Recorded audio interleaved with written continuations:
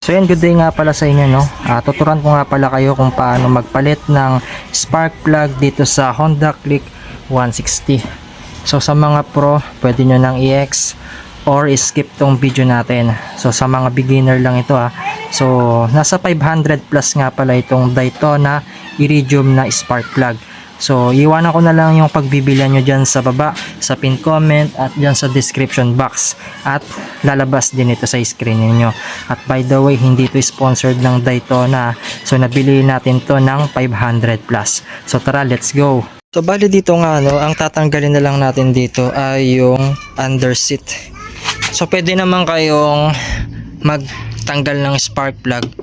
Ito yung tatanggalin ninyo, yung battery cover. Bali dalawang tornilyo yung tatanggalin nyo rito.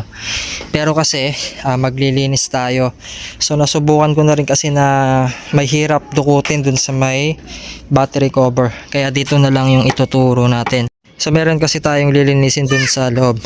So bali ito, tatanggalin ninyo dalawang tornilyo, tapos dalawang push pin, tapos ito, tas dalawa ulit, and then merong dalawang tornilyo dito na digis, tsaka ito. Tas ito, tanggalin ko na rin to.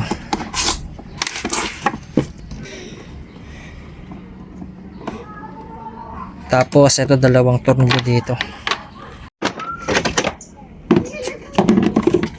So dito dalawang tornilyo rin.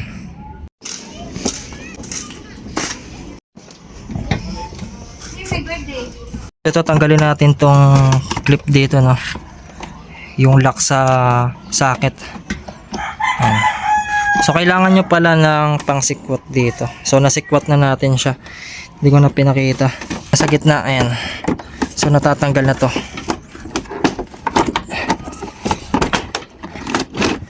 Hugutin mo. Ito pa pala, wait lang. Ito pa.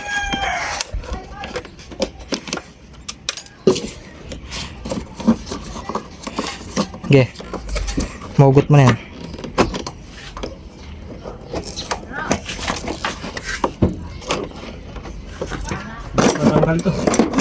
Ay pa pala. Ay, huwag nyo kakalimutan nyo, kaya pala ay mahugot. Kalimutan natin. 3 digis na tornilyo.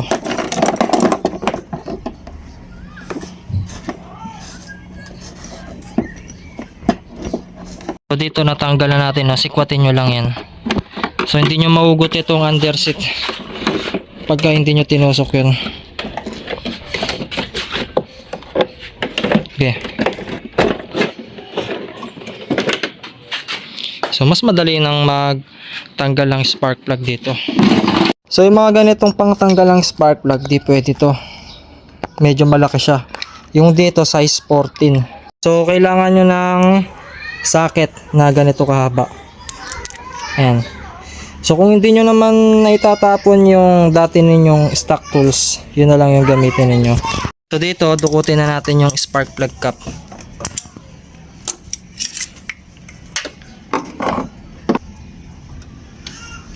Sakto 14.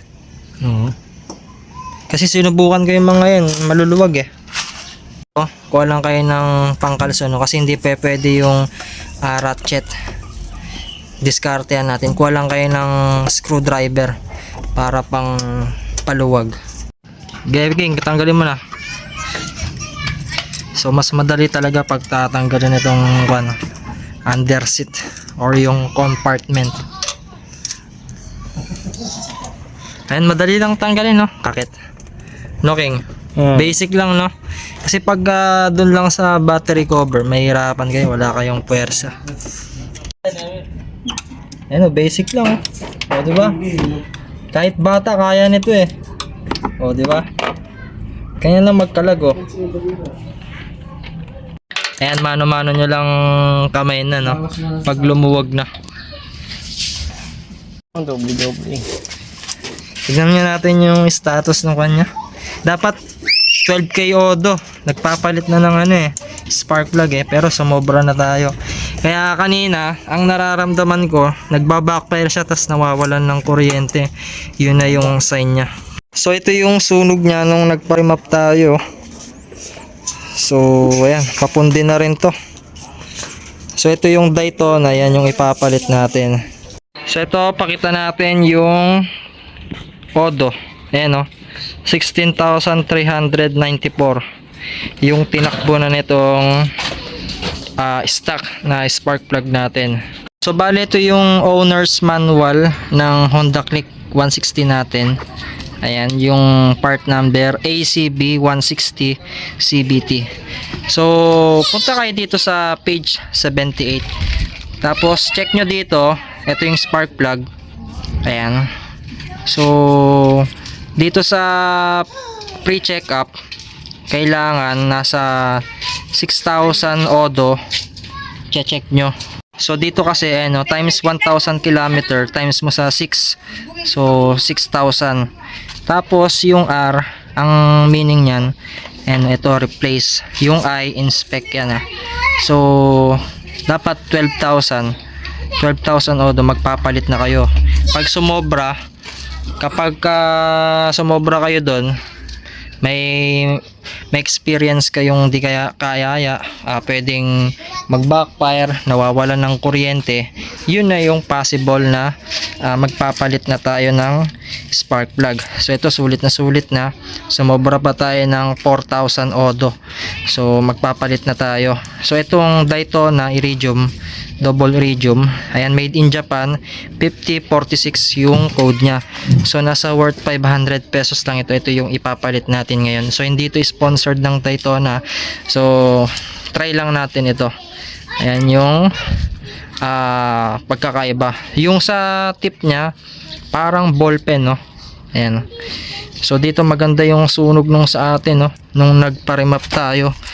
So sa spark plug hindi siya naglilin, napakaganda ng sunog, optimal.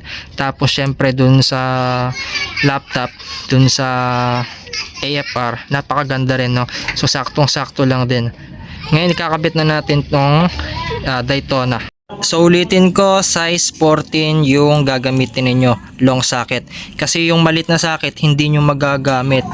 So hindi nyo kasi may papasok yan, kasi tawag dito mahaba, no?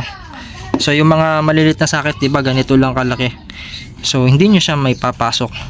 So yung cover pala na tanso, tatanggalin nyo to, at huwag nyo itatapon to kasi sa mga nagkakarga, pag nagbabypass sila sa water pump, kinukuha nila to. Tabi nyo lang to, mapapakinabangan nyo pa to. So yan, kabit na natin, no? So yan, pagka naikabit nyo na hand tight, so pwede nyo nang mano-manong higpitan, no, gamit yung long socket natin. So saktong higpit lang para hindi ma-lost thread or masira. Yan, all goods na, nakabit na. Check natin, no.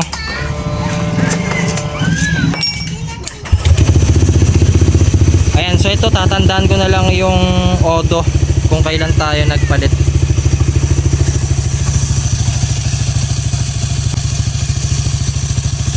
Yan lang, okay na. Kainit lang tayo. So sa mga gusto bumili ng Daytona na spark plug, double iridium, iwanan natin yung pagbibilan nyo dyan sa baba, sa pin comment, sa description box, at dyan sa screen. So lalabas yan sa screen niya, no? So sana nakatulong itong video natin para sa mga beginners na gustong mag DIY. So sa mga pro, pwede nyo nang i-X or skip tong video natin. So dito mga boss, no, magbibigay lang ako ng tips pagka pasira na or papundi na yung spark plug ninyo, no. So ito yung mga ilang senyales. So una, hirap mag-start yung makina, lalo na kapag malamig, pag magko-cold start kayo. So nakailang push start na kayo or kick, ayaw pa rin mag-start, no. Tapos pangalawa, pautal-utal yung andar ng motor. So tumatakbo ka na ng 80, tas tinotrottle mo, ayaw niyang tumakbo. So yun na po yung papundi. Tapos nawawalan ng hatak or acceleration yung makina natin. And then malakas pa siya sa gasolina kaysa dati, no. So dati matipid, ngayon medyo malakas na. Tapos lalabas pa dito yung check engine. So natutukoy kasi ng ECU na merong misfire. So dito kaya pala laging lumalabas yung check engine, yun pala yung cause niya, kaya laging nagba-backfire. So kailangan magre-reset tayo dito ng ECU para matanggal itong check engine. Yun na pala yung cause nun, yung kanina yung laging nagba-backfire, nawawalan ng hatak. So isa pang senyales, no, yung nagbabasa ng langis or gas yung spark plug natin. So ibig sabihin pasira na to, hindi niya na nasusunog, kaya nagba-backfire at pautal-utal yung andar ng motor natin. Tsaka dito malaki na yung gap ng electrode dito sa may spark plug natin. O kaya basag na yung puti dito sa pinaka body niya. Ito po yung ceramic insulator. So ito okay pa naman to, pero dito basa-basa na yung electrode niya. Itong nilagay nating Daytona Ignimax na double iridium na spark plug, pwede ito sa Honda Click 160, ADB and PCX 160, X-Max tsaka Kawasaki Ninja. Isa lang po ang sukat nila mga kalpa.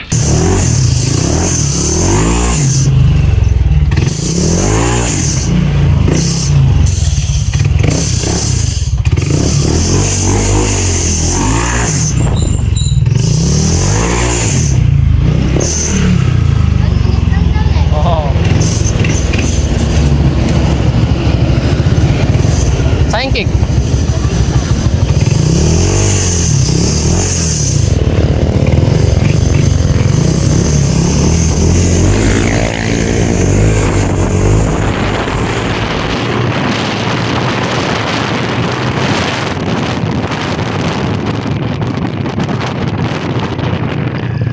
So dito mga boss, nabasahin nyo yung manual ninyo, punta kayo dito sa page 142.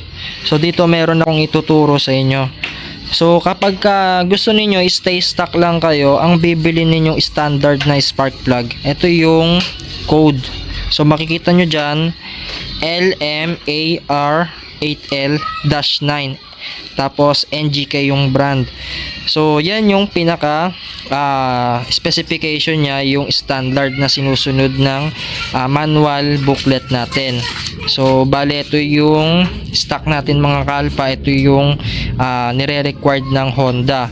Pero kung mapapansin ninyo, kapag pumunta na tayo rito sa Daytona, so ito kasing Daytona yan, tapos LMAR8A-9. So nagkaiba sila dun sa L tsaka sa A.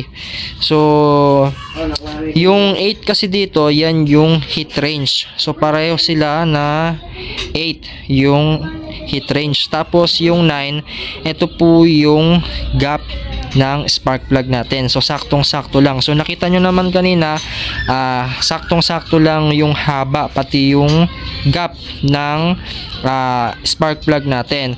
So kaya nagkaiba sila, wala namang problema dyan dahil aftermarket na to. So nasa sa inyo na lang kung gusto ninyong mag-upgrade ng iridium or yung mga malalasang kuryente, lalong-lalo na kapag kargado na yung engine ninyo. So pagka nagre-required na ng malakas na kuryente, so dapat palitan nyo na rin yung ignition coil ninyo pagka ganon. Pero kung trip nyo lang palitan ng aftermarket, gusto nyo lang ng lumakas ng konti yung kuryente, wala namang magiging problema doon. Pero kung pan ka ng all stock, mas okay na tong ganitong yung code na bibilin mo, no. So ulitin ko, iwanan ko yung pagbibilan nyo ng NGK, yung genuine, tsaka itong Daytona na aftermarket. Dito mga boss, no, after nating may ride ng ilang kilometro, so napakaganda na ng takbo tsaka smooth. Tsaka ang napansin ko dito, parang umingay yung pipe natin kasi nasusunog niya na ng maayos yung fuel natin. Tapos gumanda yung hatak, hindi na pumapalya pagka start natin. Napakadali na lang, no, compare dun sa luma. Talagang mararamdaman mo yung difference. So ngayon tatanggalin natin ulit yung Daytona na spark plug na double iridium. Pakita natin yung sunog mga boss, no. Tsaka once na nagpalit pala kayo, no, mararamdaman nyo yung lakas ng kuryente. At ngayon, medyo dumadamba-damba na yung unit natin. So, yun yung napansin ko dito. Dahil nga, double iridium na siya, yun siguro yung pinaka-advantage na to.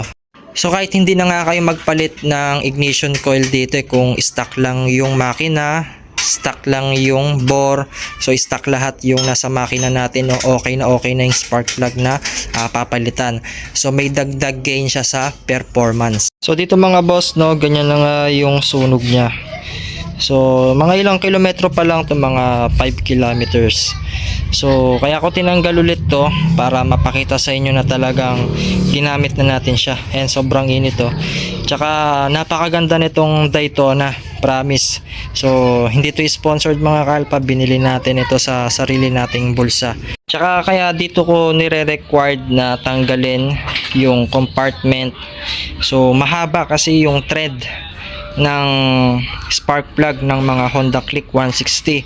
So nakita ninyo ang haba compared natin sa ibang mga unit. So maikli lang yung thread niya, baka kalahati lang. So mas maganda tanggalin nyo na lang to at dun nyo hugutin, no, wag na dito. So tulad nito, binabalik ko yung spark plug natin, napakahirap, no, hirap sikwatin. So yan yung sinasabi ko sa inyo. Saka ito yung napansin ko sa unit natin, no, nung nagpalit tayo ng spark plug, kahit pala hindi ka na mag-reset ng ECU, so kusa nang mawawala yung check engine. So yun yung kagandahan dito sa Honda Click 160. Kaya pala laging bumabalik yung check engine.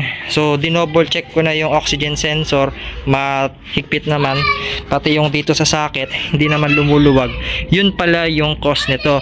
Yung napansin ko dito, kada bukas ko ng ignition, kada 3 beses, nawawala yung check engine. Tapos pagkapapatayin mo, isisindi mo ulit, babalik yung check engine. Yun na pala yung nadedetect ng ECU na papundi na pala yung spark plug natin. So yun lang, huwag nyo sana nakakalimutan na mag-subscribe sa channel natin mga kalpa. And thanks for watching and goodbye.